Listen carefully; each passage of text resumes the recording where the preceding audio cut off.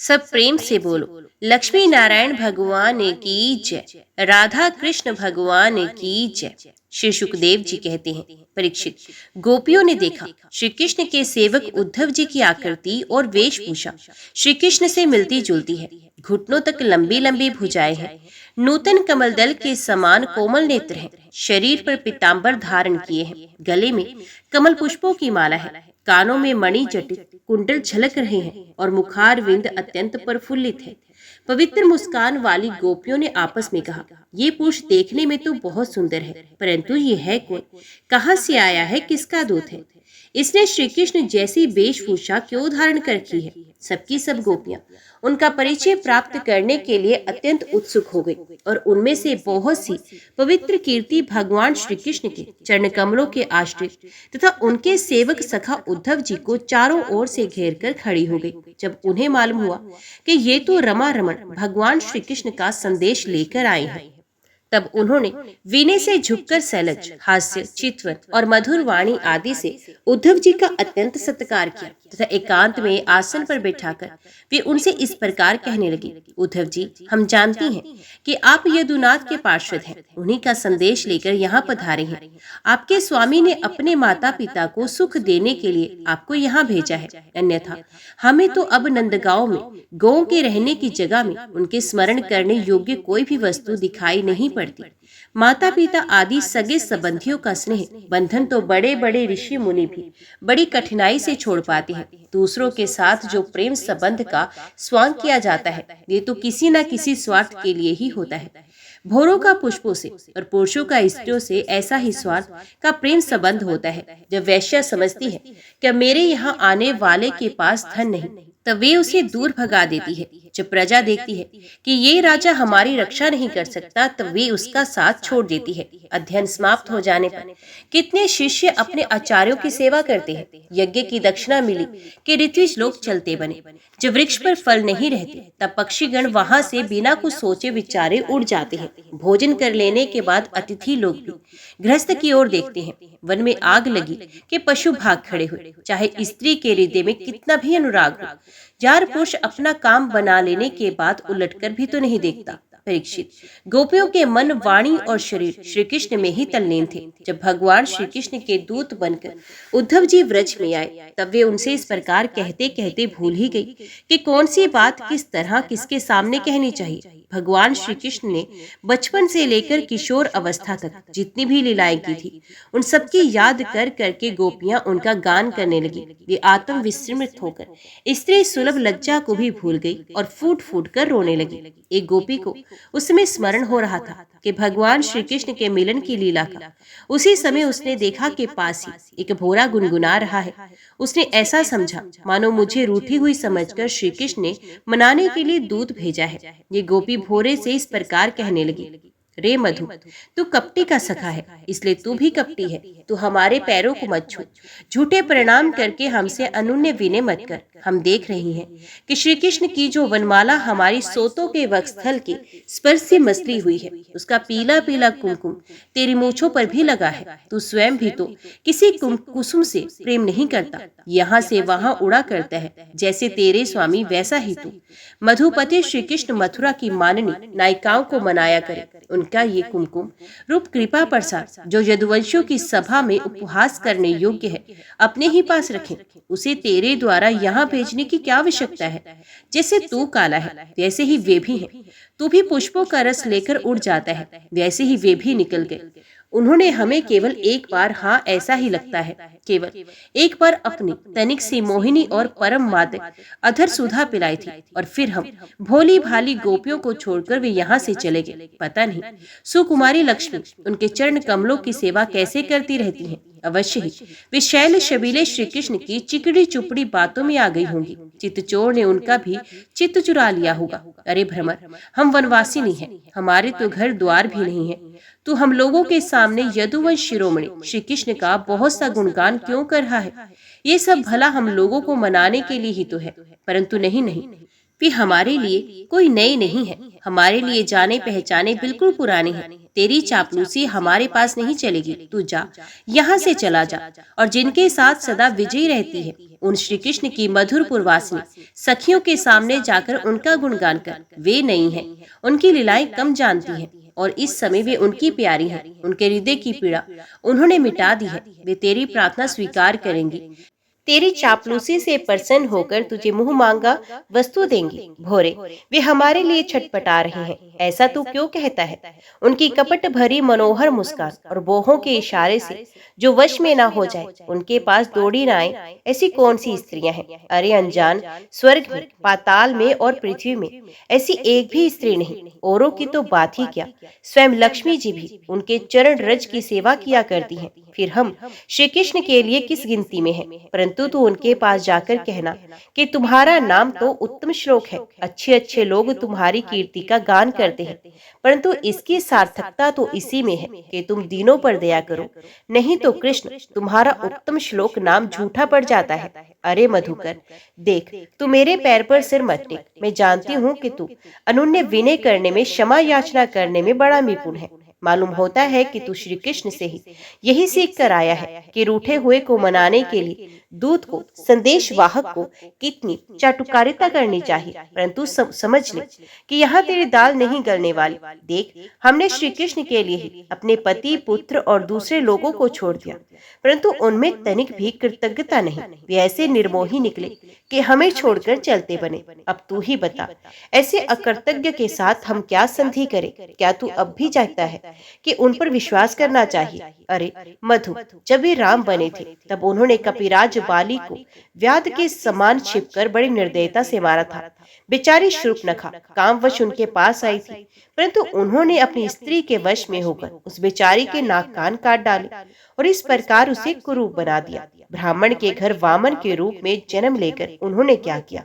बलि ने तो उनकी पूजा की, उनकी मुहमांगी वस्तु दी और उन्होंने उसकी पूजा ग्रहण करके भी उसे वरुण पाश में बांधकर पाताल में डाल दिया। ठीक वैसे ही जैसे कौआ बलि खाकर भी बलि देने वाले को अपने अनन्य साथियों के साथ मिलकर घेर लेता है और परेशान करता है। अच्छा, तो अब जाने दे, हमें श्री कृष्ण से क्या, किसी भी काली वस्तु के साथ मित्रता से कोई प्रयोजन नहीं। परंतु यदि तो ये कहे कि जब ऐसा है तो तुम लोग उनकी चर्चा क्यों करती हो, तो भ्रमर, हम सच कहती हैं, एक बार जिसे उसका चस्का लग जाता है उसे छोड़ नहीं सकता।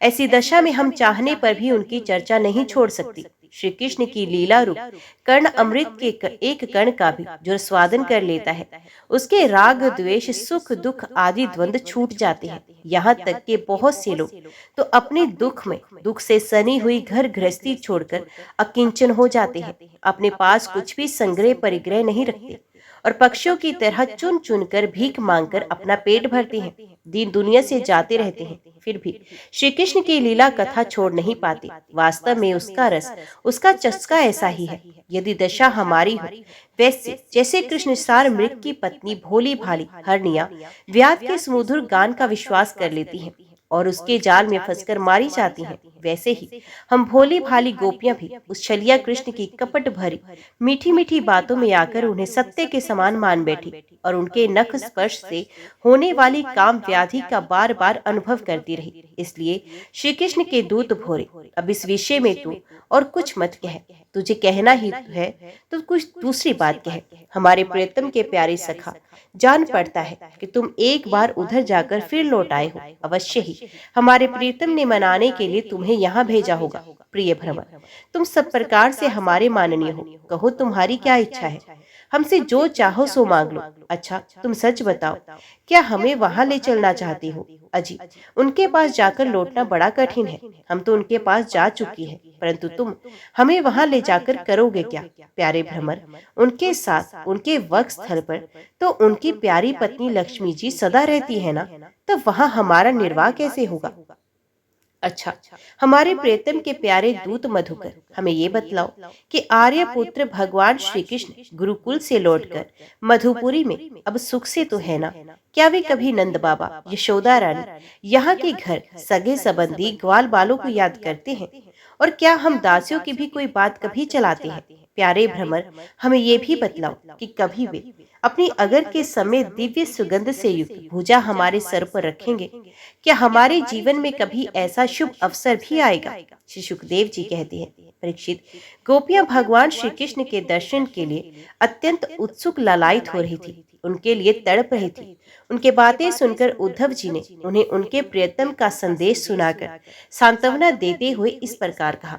उद्धव जी ने कहा, अहो गोपियों, तुम कृत्य कृत्य हो, तुम्हारा जीवन सफल है। देवियों, तुम सारे संसार के लिए पूजनीय हो, क्योंकि तुम लोगों ने इस प्रकार भगवान श्री कृष्ण को अपना हृदय, अपना सर्वस्व समर्पित कर दिया है। दान, व्रत, तप, होम, जप, वेदाध्ययन, ध्यान, धारणा, समाधि और कल्याण के अन्य विविध साधनों के द्वारा भगवान की भक्ति प्राप्त हो, यही प्रयत्न किया जाता है। ये बड़े सौभाग्य की बात है कि तुम लोगों ने पवित्र कीर्ति भगवान श्री कृष्ण के प्रति वही सर्वोत्तम प्रेम भक्ति प्राप्त की है और उसी का आदर्श स्थापित भी किया है, जो बड़े बड़े ऋषि मुनियों के लिए भी अत्यंत दुर्लभ है। सचमुच ये कितने सौभाग्य की बात है कि तुमने अपने पुत्र, पति, देह, स्वजन और घरों को छोड़कर पुरुषोत्तम भगवान श्री कृष्ण को, जो सबके परम पति हैं, पति के रूप में वर्ण किया है। महाभाग्यवती गोपियों, भगवान श्री कृष्ण के वियोग से तुमने उन इंद्रियातीत परमात्मा के प्रति ये भाव प्राप्त कर लिया है, जो सभी वस्तुओं के रूप में उनका दर्शन कराता है। तुम लोगों का वे भाव मेरे सामने भी प्रकट हुआ कि मेरे ऊपर तुम देवियों की बड़ी ही दया है। मैं अपने स्वामी का गुप्त काम करने वाला दूत हूँ। तुम्हारे प्रियतम भगवान श्री कृष्ण ने तुम लोगों को परम सुख देने के लिए ये प्रिय संदेश भेजा है। कल्याणियों, वही लेकर मैं तुम लोगों के पास आया हूँ, अब उसे सुनो। भगवान श्री कृष्ण ने कहा है, मैं सबका उपादान कारण होने से सबकी आत्मा हूँ, सब में अनुगत हूँ, इसलिए मुझसे कभी भी तुम्हारा वियोग नहीं हो सकता। जैसे संसार के सभी भौतिक पदार्थों में आकाश, वायु, अग्नि, जल और पृथ्वी, ये पांचों भूत व्याप्त है, इन्हीं से सब वस्तुएं बनी हैं और यही उन वस्तुओं के रूप में है, वैसे ही मैं मन, प्राण, पंचभूत, इंद्रिय और उनके विषयों का आश्रय हूँ। वे मुझ में है, मैं उनमें हूँ, और सच पूछो तो मैं ही उनके रूप में प्रकट हो रहा हूँ। मैं ही अपनी माया के द्वारा भूत, इंद्रिय और उनके विषयों के रूप में होकर उनका आश्रय बन जाता हूँ तथा स्वयं निमित्त भी बनकर अपने आप को ही रचता हूँ, पालता हूँ और समेट लेता हूँ। आत्मा माया और माया के कार्यों से पृथक है। वे विशुद्ध ज्ञान स्वरूप जड़ प्रकृति, अनेक जीव तथा अपने ही आवंतन भेदों से रही सर्वथा शुद्ध है। कोई भी गुण उसका स्पर्श नहीं कर पाते। माया की तीन वृत्तियां हैं, सुषुप्ति, स्वप्न और जागृत। इनके द्वारा वही अखंड अनंत बोध स्वरूप आत्मा कभी प्राज्ञ तो कभी तेजस और कभी विश्व रूप से प्रतीत होती है। मनुष्य को चाहिए कि वे समझे, स्वप्न में दिखने वाले पदार्थों के समान ही जागृत अवस्था में इंद्रियों के विषय भी प्रतीत हो रहे हैं, वे मिथ्या है। इसलिए उन विषयों का चिंतन करने वाले मन और इंद्रियों को रोक ले और मानो सोकर उठा हो। इस प्रकार जगत के स्वाप्निक विषयों को त्याग कर मेरा साक्षात्कार करे। जिस प्रकार सभी नदियां घूम फिरकर समुद्र में ही पहुंचती हैं, उसी प्रकार मनस्वी पुरुषों का वेदाभ्यास, योग साधन, आत्मनातम, विवेक, त्याग, तपस्या, इंद्रिय संयम और सत्य आदि समस्त धर्म मेरी प्राप्ति में ही समाप्त होते हैं। सबका सच्चा फल है मेरा साक्षात्कार, क्योंकि वे सब मन को निरुद्ध करके मेरे पास पहुंचाते हैं। गोपियों, इसमें संदेह नहीं कि मैं तुम्हारे नयनों का ध्रुव तारा हूँ, तुम्हारा जीवन सर्वस्व है। किंतु मैं जो तुमसे इतना दूर रहता हूँ, उसका कारण है वे यही है कि तुम निरंतर मेरा ध्यान कर सको। शरीर से दूर रहने पर भी मन से तुम मेरी सन्निधि का अनुभव करो। अपना मन मेरे पास रखो, क्योंकि स्त्री और अनन्य प्रेमियों का चित्त अपने परदेसी प्रियतम में जितना निश्चल भाव से लगा रहता है, उतना आंखों के सामने पास रहने वाले प्रियतम में नहीं लगता। अशेष वृत्तियों से रहित संपूर्ण मन मुझ में लगाकर जब तुम लोग मेरा अनुसरण करोगे, तब शीघ्र ही सदा के लिए मुझे प्राप्त हो जाओगे। कल्याणी, जिस समय मैंने वृंदावन में शारदीय पूर्णिमा की रात्रि में रास क्रीड़ा की थी, उस समय जो गोपियां स्वजनों के रोक लेने से व्रज में ही रह गई, मेरे साथ रास विहार में सम्मिलित नहीं हो सकी, वे मेरी लीलाओं का स्मरण करने से ही मुझे प्राप्त हो गई थी। तुम्हें भी मैं मिलूंगा अवश्य, निराश होने की कोई बात नहीं। श्री सुखदेव जी कहते हैं, परीक्षित, अपने प्रियतम श्री कृष्ण का संदेशा सुनकर गोपियों को बड़ा आनंद हुआ।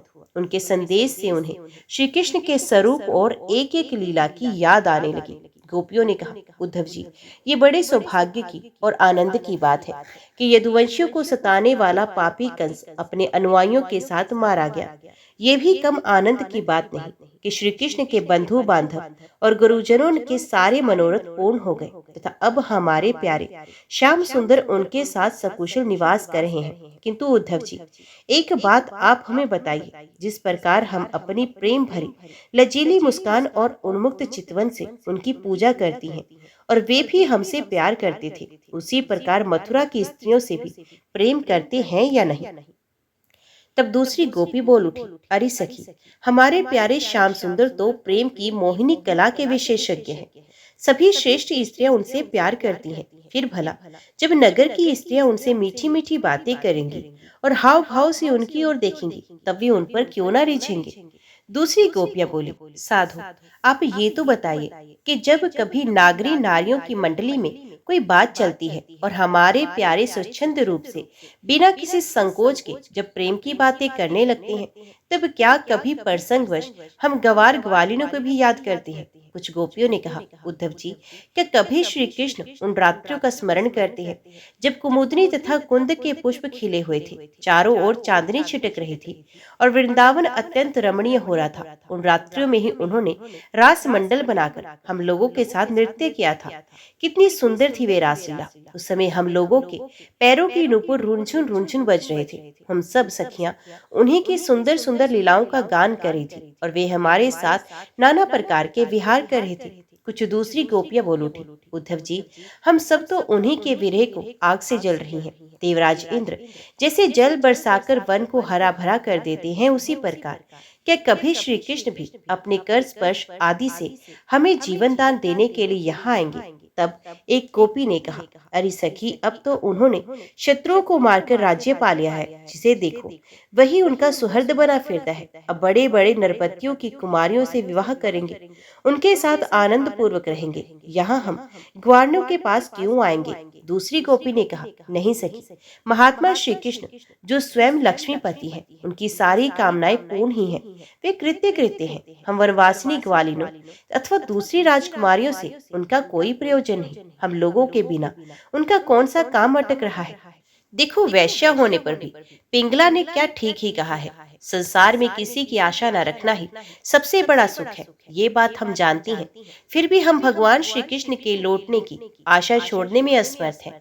उनके शुभ आगमन की आशा ही तो हमारा जीवन है। हमारे प्यारे श्याम सुंदर ने, जिनकी कीर्ति का गान बड़े बड़े महात्मा करते रहते हैं, हमसे एकांत में जो मीठी मीठी प्रेम की बातें की हैं, उन्हें छोड़ने का, भुलाने का उत्साह भी हम कैसे कर सकती हैं? देखो तो, उनकी इच्छा ना होने पर भी स्वयं लक्ष्मी जी उनके चरणों से लिपटी रहती हैं। एक क्षण के लिए भी उनका अंग संग छोड़कर कहीं नहीं जाती। उद्धव जी, ये वही नदी है जिसमें वे विहार करते थे।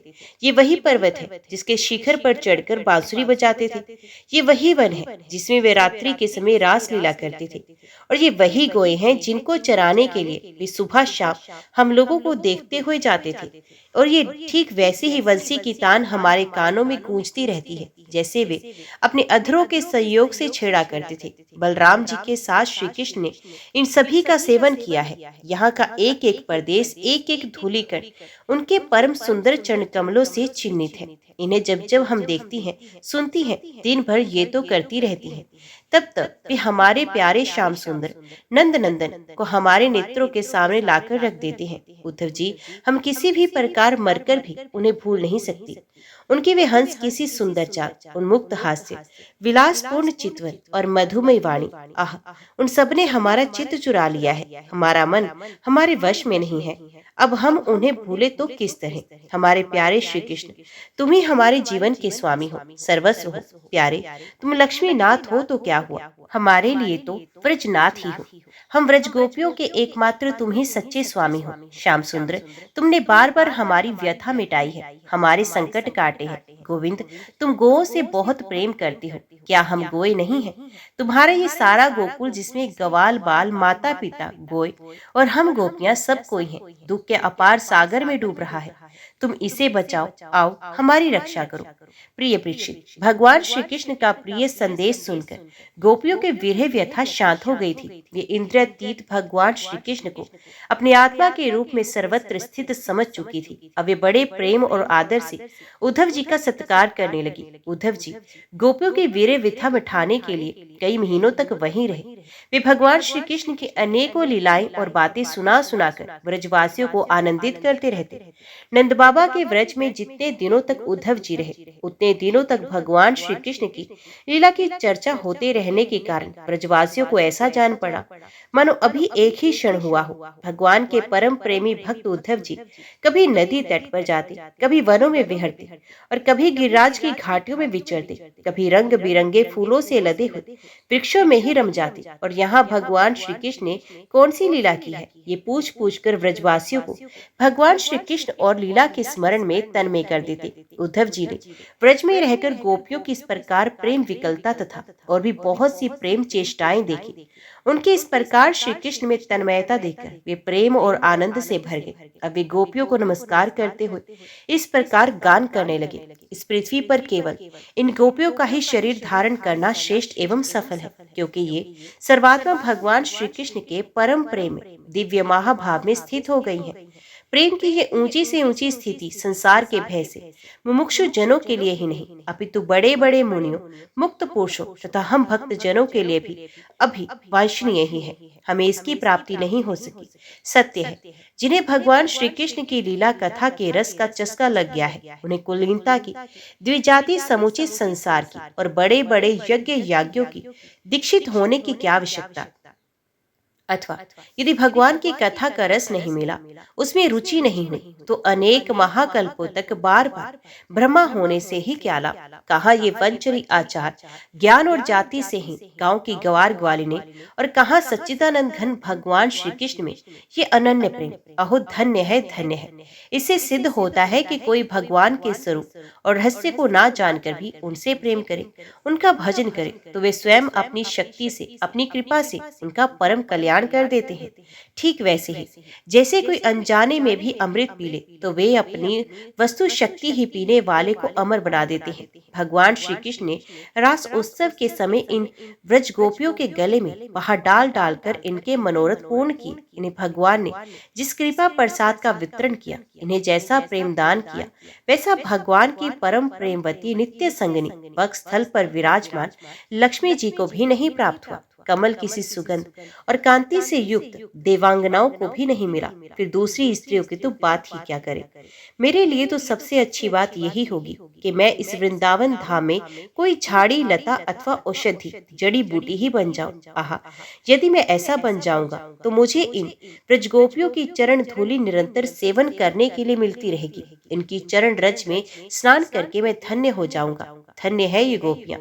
देखो तो सही, जिनको छोड़ना अत्यंत कठिन है, उन स्वजन संबंधियों को तथा लोक विधि की आर्य मर्यादा को परित्याग करके इन्होंने भगवान की पदवी, उनके साथ तन्मयता, उनका परम प्रेम प्राप्त कर लिया।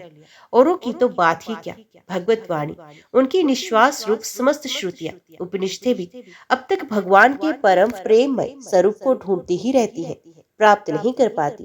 स्वयं भगवती लक्ष्मी जी जिनकी पूजा करती रहती हैं, ब्रह्मा शंकर आदि परम समर्थ देवता, पूर्ण काम आत्मा राम और बड़े बड़े योगेश्वर अपने हृदय में जिनका चिंतन करते रहते हैं, उन भगवान श्री कृष्ण ने उन्हीं चरणार विंदों को रासलीला के समय गोपियों के अपने वक्षस्थल पर रखा और उनका लिंगन करके अपने हृदय की जलन विरह व्यथा शांत की।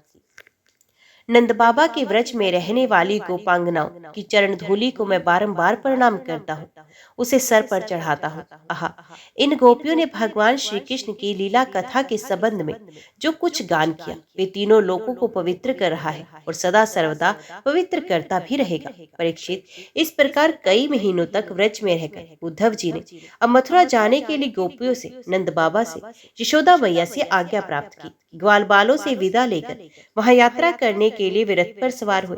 जब उनका रथ व्रज से बाहर निकला, तब नंद बाबा आदि गोपगण बहुत सी भेंट की सामग्री लेकर उनके पास आए और आंखों में आंसू भरकर उन्होंने बड़े प्रेम से कहा, उद्धव जी, अब हम यही चाहते हैं कि हमारे मन की एक एक वृत्ति, एक एक संकल्प श्री कृष्ण के चरण कमलों के ही आश्रित रहे। उन्हीं की सेवा के लिए उठे और उन्हीं में लगी भी रहे।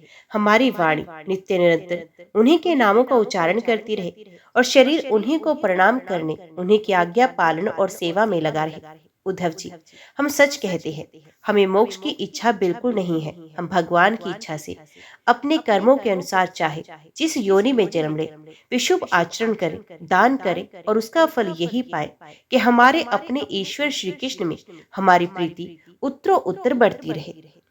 प्रिय परीक्षित, नंद बाबा आदि गोपों ने इस प्रकार श्री कृष्ण भक्ति के द्वारा उद्धव जी का सम्मान किया। अब वे भगवान श्री कृष्ण के द्वारा सुरक्षित मथुरापुरी में लौट आए। वहां पहुंचकर उन्होंने भगवान श्री कृष्ण को प्रणाम किया और उन्हें ब्रजवासियों की प्रेममयी भक्ति का उद्रेक जैसा उन्होंने देखा था कह सुनाया। इसके बाद नंद बाबा ने भेंट की जो सामग्री दी थी वे उनको वसुदेव जी को, बलराम जी को और राजा उग्रसेन को दे दी। ओम नमो भगवते वासुदेवाय नमः। आज की वीडियो में इतना ही। उम्मीद करती हूँ वीडियो आपको पसंद आई होगी। वीडियो पसंद आई हो तो वीडियो को लाइक और चैनल को सब्सक्राइब जरूर कीजिएगा। जय श्री कृष्णा लिखकर कमेंट बॉक्स में अपनी हाजिरी और अपने सुझाव देना ना भूलेगा। तो मिलते हैं अगली कथा अगली वीडियो के साथ। तब तक के लिए देखते व सुनते रहिए। जय मां कंजक, जय माता दी।